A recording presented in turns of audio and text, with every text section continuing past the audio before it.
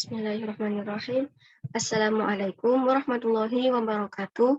Perkenalkan, nama saya Murtafiatul Aula dari kelas Biologi D dengan NIM 2006021100041. Di sini saya akan mempresentasikan tentang Madhab Hambali.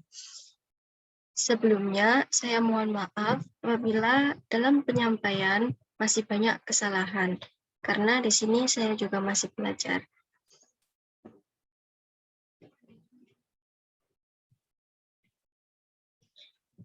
Di sini saya akan membahas 3 poin. Yang pertama yaitu kemunculan Madhab Hambali, yang kedua perkembangan Madhab Hambali, dan yang ketiga pengaruh munculnya Madhab Hambali. Langsung saja yang pertama yaitu kemunculan Madhab Hambali. Yang pertama, biografi Imam Ahmad bin Hambal. Beliau memiliki nama lengkap Ahmad bin Hambal bin Hilal bin Anas bin Idris bin Abdullah bin Hayyan bin Abdullah bin Anas bin Auf bin Qasid bin Mazin bin Syaiban bin Zahal Al-Tha'labah bin Aqabah bin Sa'hab bin Ali bin Bakar bin Rabi'ah bin Nizar bin Ma'ad bin Adnan. Beliau dilahirkan di Baghdad pada bulan Rabiul Awal tahun 164 Hijriah yang bertepatan pada tahun 780 Masehi. Ayah beliau bernama Muhammad bin Hambal bin Hilal bin Asas bin Idris bin Abdullah bin Hayyan, dan ibu beliau bernama Sofia binti Maimunah binti Abdul Malik bin Sawabdah bin Hindun Asyaiban. Imam Ahmad lahir pada keluarga yang sangat terhormat dengan memiliki ketegaran jiwa, kedermawanan, dan juga penuh dengan kesabaran. Pada waktu itu, beliau hidup pada masa pimpinan Khalifah Al-Ma'mun dari dinasti Abbasiyah. Sejak usia 3 tahun, Imam Ahmad ditinggal oleh ayahnya sehingga dibesarkan oleh ibunya. Sejak kecil, beliau sudah terlihat sifat dan kepribadiannya yang mulia serta menunjukkan minatnya terhadap pengetahuan. Selanjutnya, perjalanan Ahmad bin Hambal dalam mendirikan Madhab Hambali. Beliau memulainya dengan belajar kepada Al-Qadi Abu Yusuf dan Imam Syafi'i. Kemudian, beliau menuntut ilmu ke berbagai negeri, mulai dari negeri Basrah, Yunani, Mesir, dan juga negeri-negeri yang lainnya. Setelah sekian lama beliau mengelilingi dunia dalam rangka menuntut ilmu, beliau memutuskan untuk kembali ke Baghdad. Beliau berniat untuk mengajarkan ilmunya yang telah beliau dapat.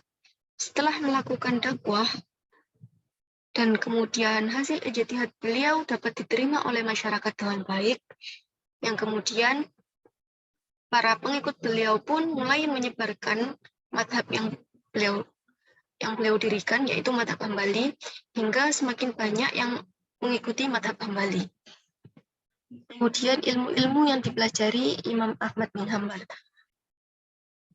Di antaranya yaitu ilmu Al-Quran, beliau juga menghafalkannya, ilmu bahasa Arab, ilmu hadis, sejarah Nabi, sahabat, serta tabi'in, ilmu fikih, dan ilmu-ilmu yang lainnya.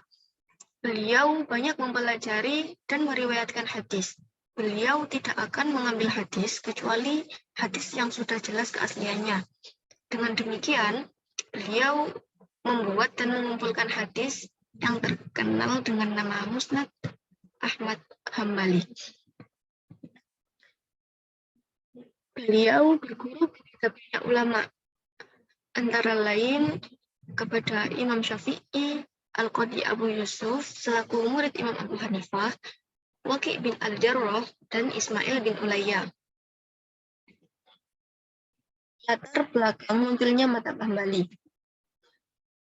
Adapun faktor-faktor yang melatar belakangi munculnya Madhab Hambali ada 3. Yang pertama yaitu perselisihan teologis, yaitu perselisihan yang melibatkan kelompok Ahlus Sunnah wal Jamaah dengan kelompok Mu'tazilah dan Syiah. Perselisihan ini juga melibatkan buku-buku filsafat yang diinstruksikan oleh Khalifah Al-Ma'un. Khalifah Al-Ma'un adalah penganut pemikiran Mu'tazilah yang bersikeras memaksakan pendapatnya kepada rakyat dalam permasalahan teologis. Seperti pernyataan Al-Quran adalah makhluk, bukan firman Allah. Pemikiran kaum Mu'tazilah seperti itu mendapat pertentangan dari kalangan ulama Ahlussunnah wal Jamaah.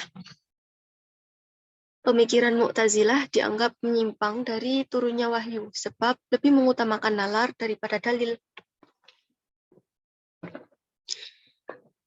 Imam Ahmad bin Hambal merupakan salah satu ulama yang tegas terhadap pemikiran Mu'tazilah. Beliau tidak setuju dan menolak hasil pemikiran Mu'tazilah sekalipun Imam Ahmad bin Hambal mendapat hukuman. Adapun hukuman yang beliau terima, yaitu dipenjara, dipukuli hingga dicambuk. Kemudian saat khalifahan dialihkan kepada Al-Mutawakkil Billah, khalifah tersebut membebaskan hukuman yang diterima oleh Imam Ahmad. Kemudian Imam Ahmad sangat dimuliakan dan dihargai oleh Khalifah Al-Mutawakkil Billah. Secara teologis, Imam Ahmad adalah pengasuh manhaj Ahlussunnah wal Jamaah, serta bertanggung jawab atas pemerintahan pada masa itu. Masyarakat lebih memilih bersama beliau dibandingkan pemikiran Mu'tazilah dalam keteguhan prinsip. Yang kedua yaitu kondisi politik. Permasalahan yang juga menimpa keluarga Imam Ahmad bin Hambal, yaitu menimpa kepada kakek beliau yang bernama Hambal. Beliau pada masa pemerintahan Bani Umayyah diangkat menjadi wali kota secara khas di wilayah Khurasan. Karena kakek beliau lebih berpihak kepada Abbasiyah, akhirnya jabatannya dilepas, bahkan kakek beliau dikucilkan, hingga akhirnya Imam Ahmad bin Hambal dan kakeknya kembali ke Baghdad yang sebelumnya mereka tinggal di Basrah dan Marwu.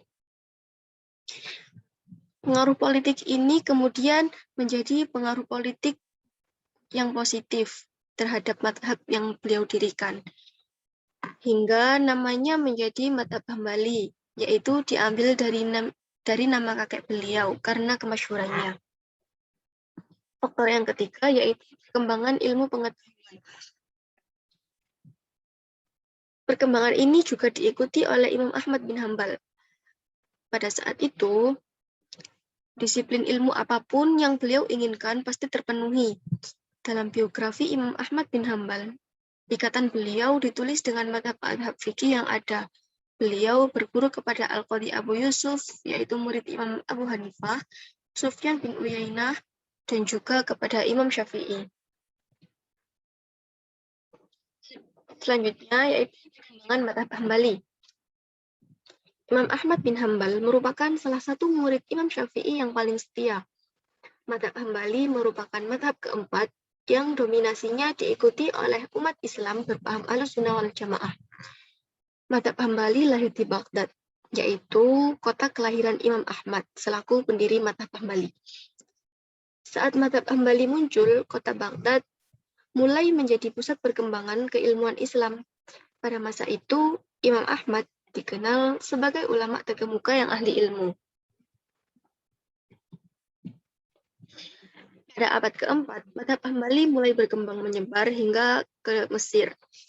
Menurut Muhammad Hasdi As-Siddiqi, yang mengutip dari para ulama, mazhab Hambali kurang banyak pengikutnya dan kurang luas persebarannya.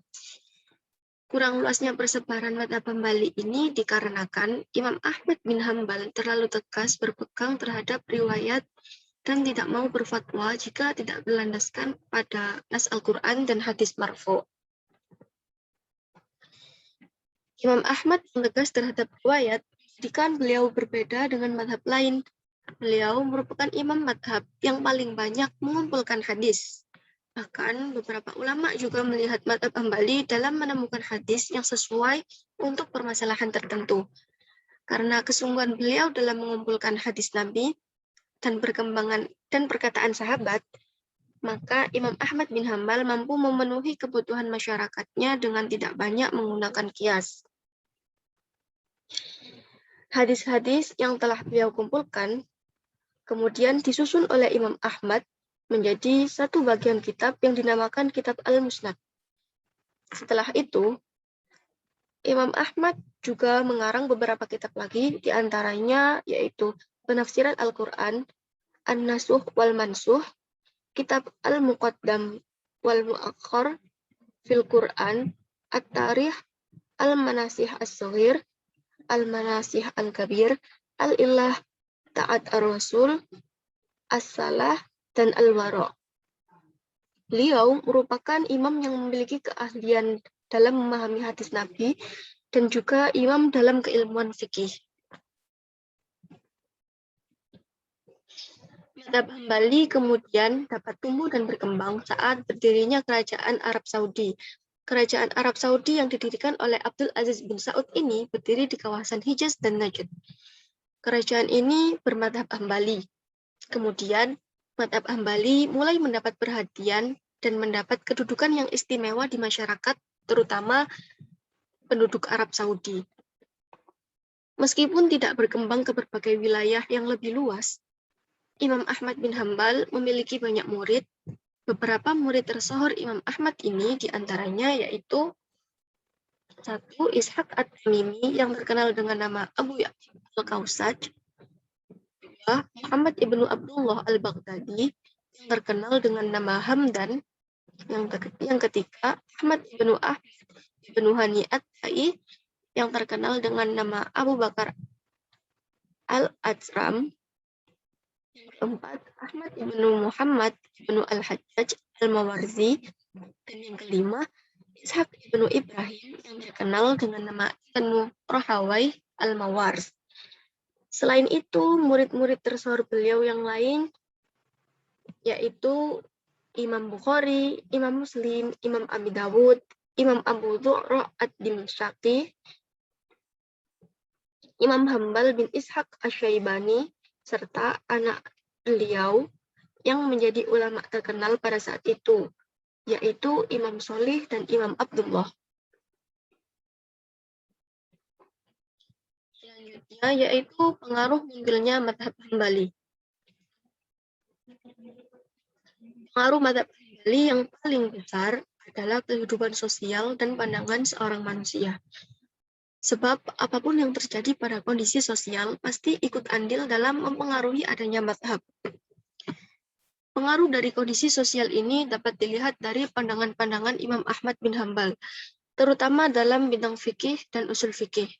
Beberapa pandangan diantaranya yaitu penggunaan hadis mursal sebagai salah satu prinsip dalam pola ijtihad beliau dan pendapat-pendapat beliau dalam permasalahan fikih, sehingga dapat disimpulkan bahwa para ulama hendaknya tetap menjaga kondisi sosial masyarakatnya, terutama dalam melakukan penerapan terhadap dalil syar'i.